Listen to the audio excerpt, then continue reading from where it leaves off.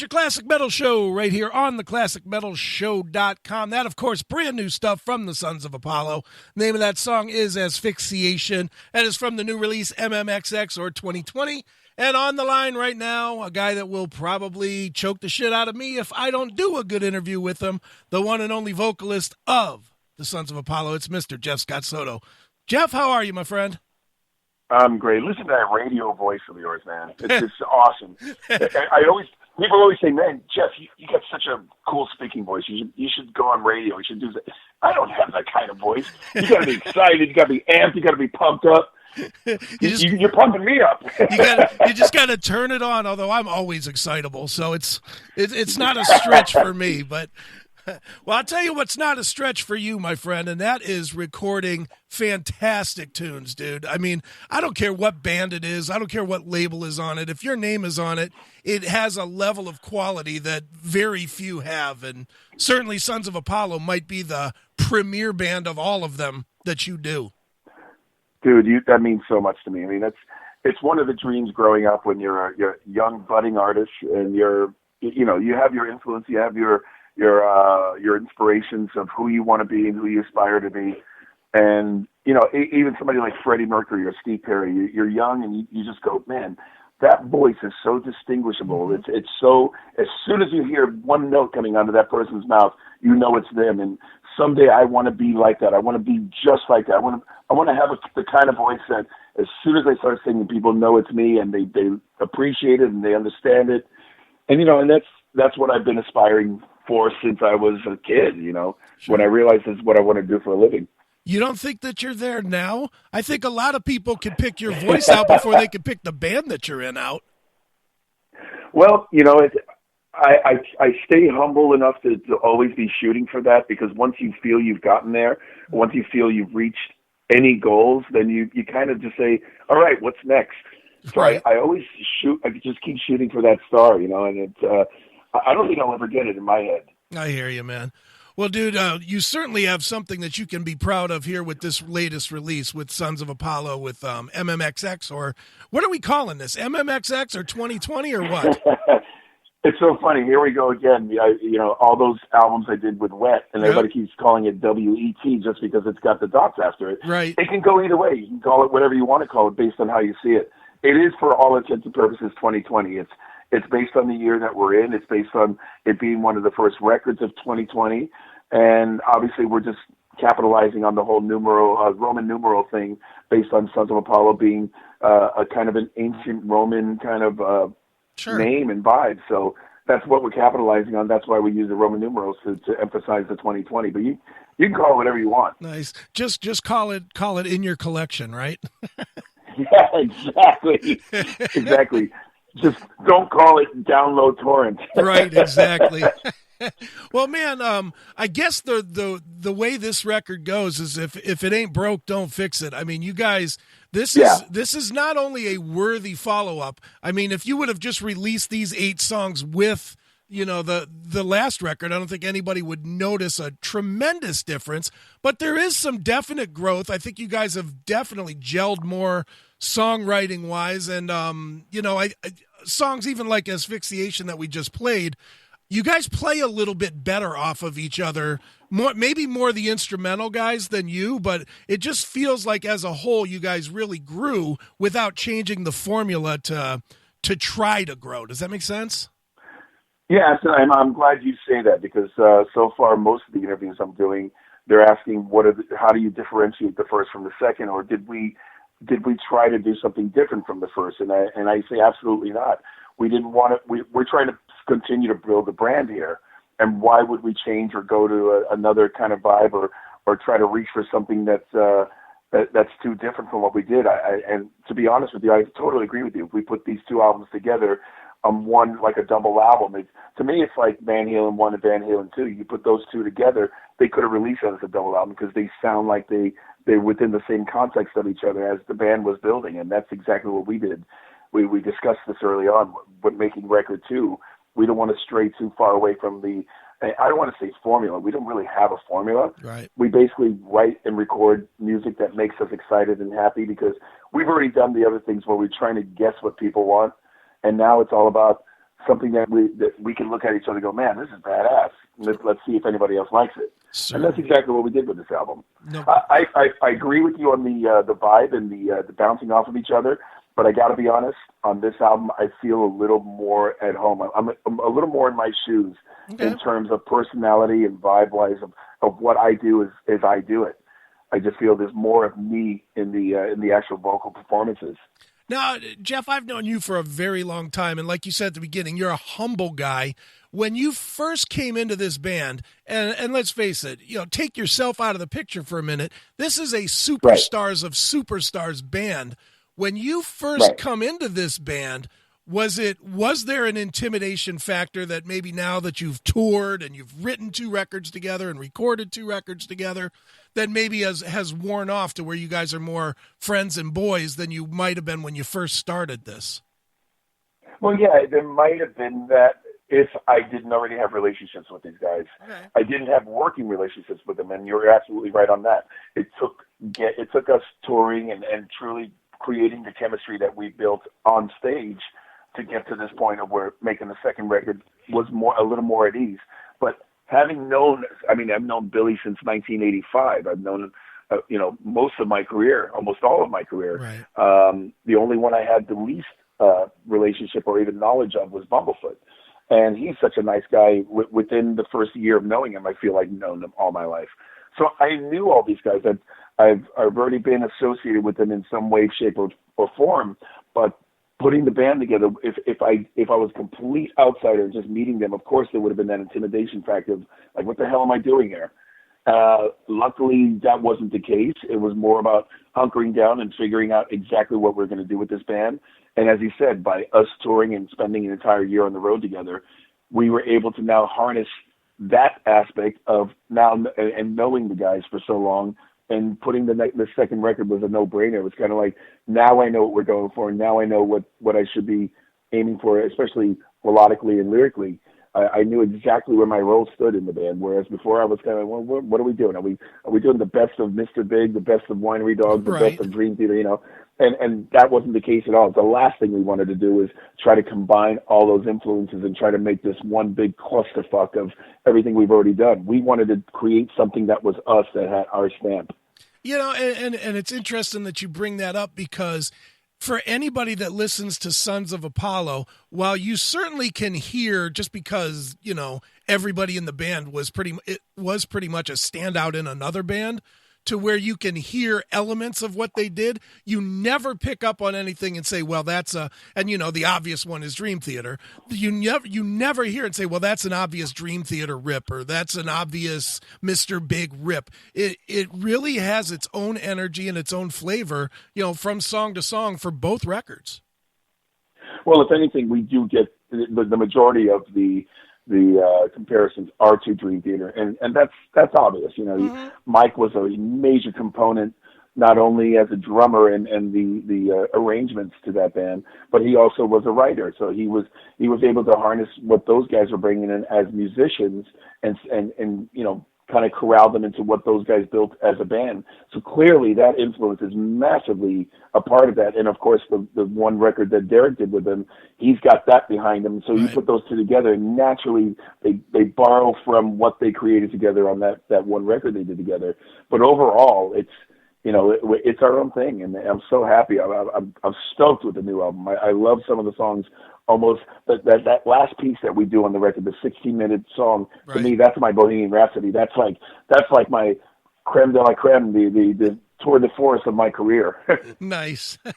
Very nice. Well, Jeff, let me ask you one, and I'm going to make an assumption here, which you can tell me is extremely wrong, but I'm going to make an assumption to ask the question. I'm, as you know, I'm very, very aware of your career. And certainly in your own career, you are a creative, force. I mean, you literally are always writing and creating music. Day, night, year, month, whatever. It doesn't matter. You always are creating music. So you are what I would consider to be a hyper-creative person. At the same time, I mean, honestly. I know what you mean. Yeah. It's a no-brainer. It's kind of like breathing. I get right. you. at the same time, so are most of, if not all of the guys in Sons of Apollo, which leads me to wonder how difficult it is for each person to get enough of themselves into whether it's a song or a release or whatnot of Sons of Apollo, just because you guys are all so creative that I would imagine that there is a little bit of bumping heads and banging heads when you're putting together material, because you're just not used to not being the full creative force of the material. You're right and you're wrong. Okay. Again, in other circumstances, I might feel that I need to put more input. I might feel I need to be more involved. But to be honest, I know where my position lies in this band. I know basically we stepped into this thing knowing that Mike and Derek were the captains of this ship. Now, going into that, knowing this, you know you're not gonna. There's not even any point in trying to. Of course, I've argued a couple of different things that I felt strongly about, and they've stuck. But that's exactly what we've agreed upon in this band. If you're really, really gung-ho about something, if you're going to fight to the death about something, then it's going to stick. It's going to be yours. If it's something like, well, it can go either way, then it's usually going to be vetoed out, and you're going to go with the other ideas. And I'm good with that. I have enough on my plate that I'm 1,000% in control of a situation or 80% of a situation. And this, we try to keep it as equal as possible, but in the end, we have two captains that are overseeing the thing and saying we kind of have an idea of what's best for this band. So let's everybody kind of focus on that more so than saying, hey, I've been doing this for so long. What do you know about writing a hit song? Right. You know, all of that's left at the door. The egos are pretty much in check, and I think that's what makes this band work, and that's what made these two records as good as they are, because we didn't try to overstep the ideals of what this band is supposed to be about. Sure. And you know, it's easy. It's so much easier to say, okay, we have 5 chefs in the kitchen, and let's see which chef is going to stand up for it, or just everybody compromise and say, these two know what's best for this particular situation. Let's follow their lead, and let's try to make the most of it. Well, and it's definitely working. I mean, the Sons of Apollo, the first record, the Psychotic Symphony, certainly you guys had significant success. And as I remember when I interviewed you about it, you know, before it had even come out, you were hoping people liked it. You were not convinced that it was going to be successful, and it has become that.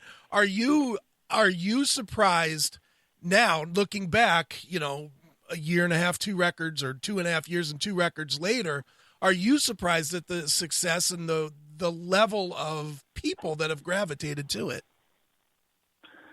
I'm not surprised by anything, but I also don't have any expectations of anything. All we can do is what we do, and we hope it sticks. And that's the way I've built my entire career. I have no expectations, because as soon as you have expectations of anything, you're going to be let down. If something's a sleeper hit, if something takes off, and you just assume, like I said, I hope people like it, and then people do like it, it's a nice thing. It's a nice reward to actually go home with, as opposed to saying, oh, I knew that was going to happen. I don't know where that ego comes from. I've never had it, and I don't think I ever will, especially not at this point in my career. I just literally, every single thing I do, it's like making a movie or a TV show or anything. You put it out there and you just hope people resonate towards it.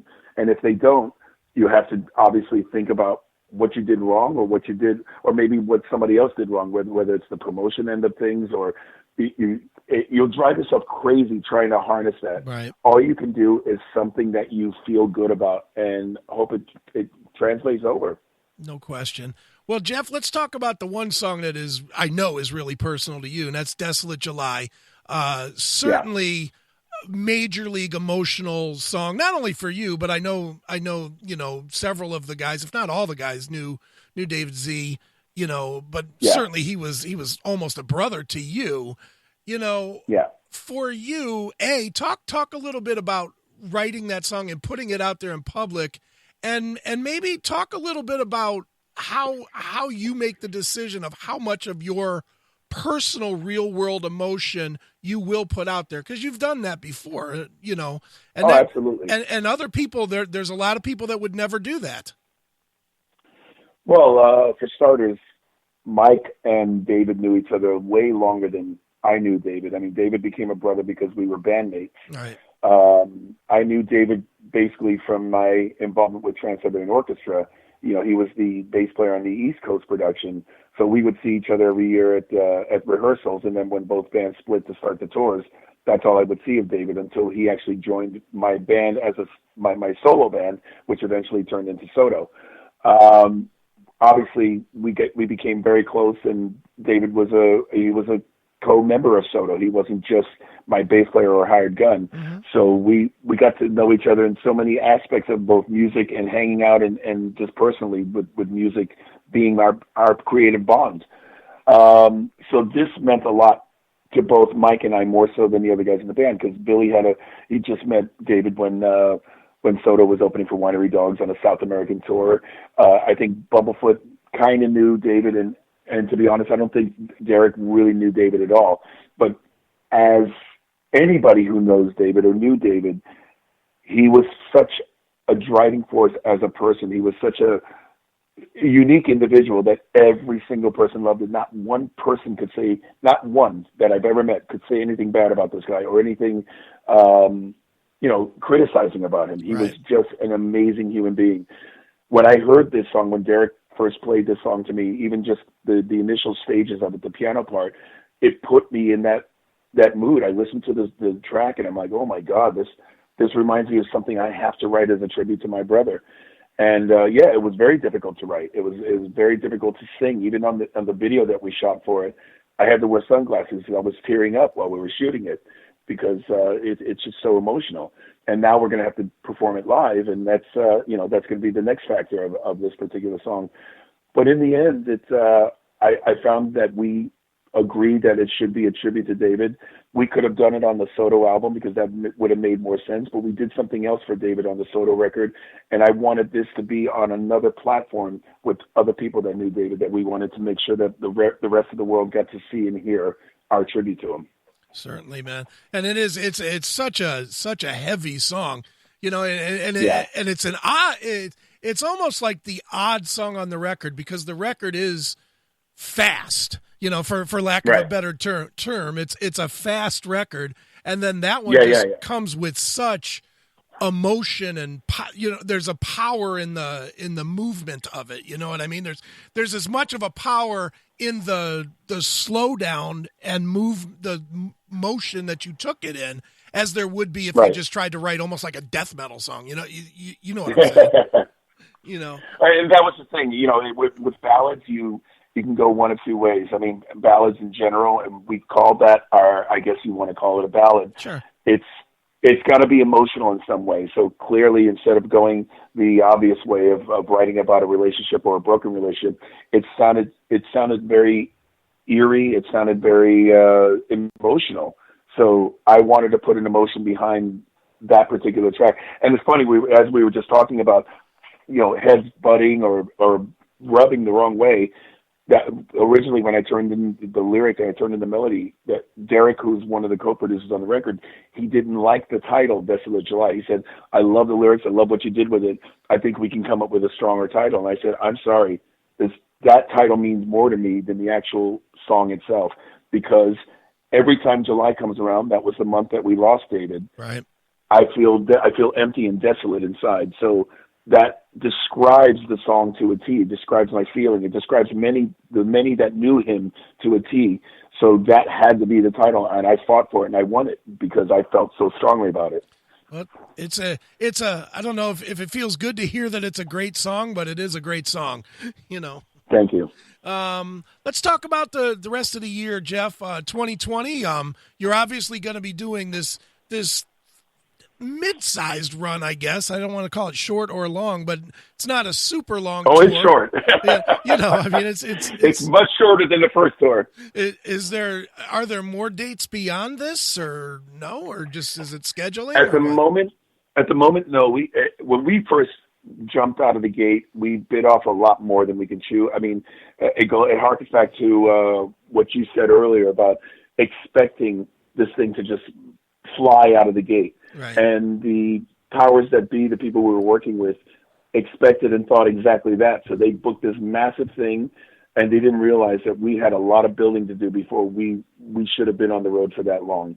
There were a few hits and misses on the tour. There were some audiences that just didn't show up or didn't get it. So we were playing to half-empty houses in some gigs, and so we decided, let's just harness the ones that were stronger. Let's go hit the markets that we knew we would do well in, as opposed to, okay, one night is this and one night is that. And we just wanted the focus to be a little tighter. From that, I think it's better to get out there and just hit it hard and hit it and quit it, so to speak. Right. Because from that, I think we're going to be able to. It's going to make more sense in the long run. I don't want to say anything negative about the situation, but I think we were out too long based on the numbers and based on the interest that was there at the time.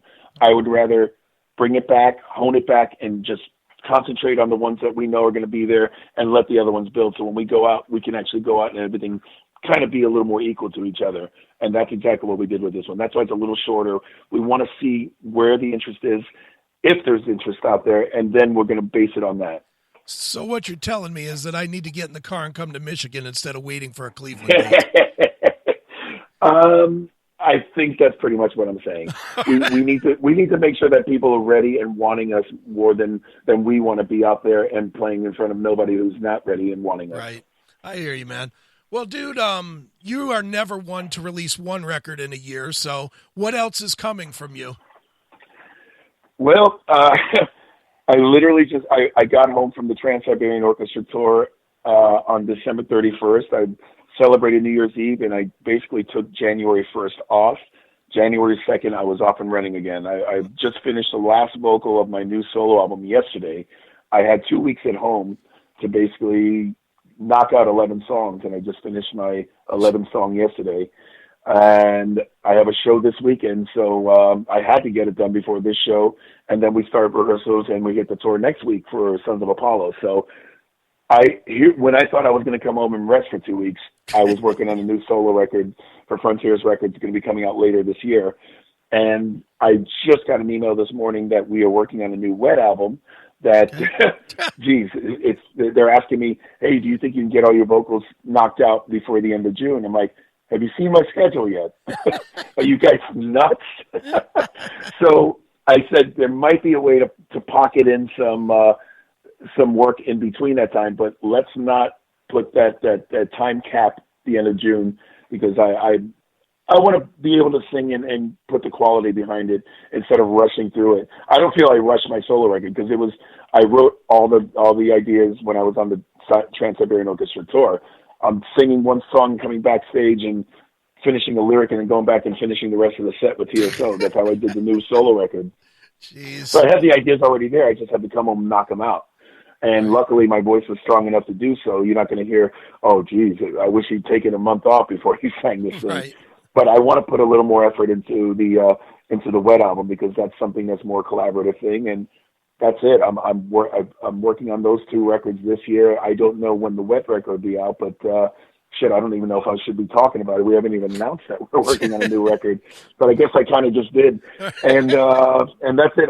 I just want to finish these two records off, and the rest of the year I just want to concentrate on Sons of Apollo and see what else is going to happen later, the latter part of the year. Very cool, man.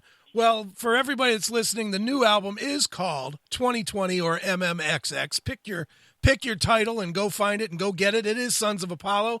And Jeff, you know the drill, man. As a tradition on the show, we always wrap the interview up with a song of your choosing from the record, and maybe tell us a quick story about it.